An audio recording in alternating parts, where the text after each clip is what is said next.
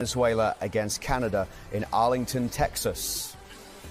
We talked yesterday towards the end of the show about who you wanted Canada's opponent to be, or who maybe you didn't want it to be in the quarterfinals. I presume you're pretty happy with Venezuela? Yeah, I don't want to be overconfident, but I do think Venezuela are a team that Canada can beat.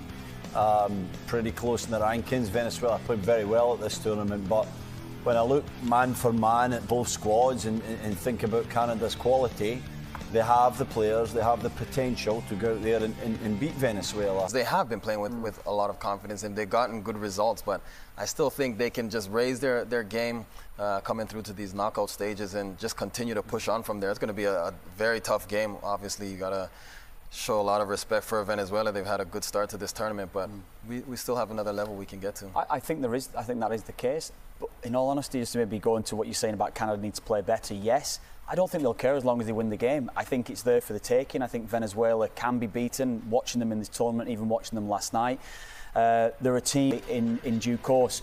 Maybe, in my opinion, I think that Canada have got enough quality throughout, as I said, to win the game. But if they play and win the game without necessarily getting to the levels that we know they can get to, I think they'll be happy with that. Venezuela actually ranked below Canada, but they are fourth right now in Common Ball World Cup qualifying, and they've won their group. Yeah. They finished top of the group with 9 points, so they do have something, don't they? And they're respected, isn't it?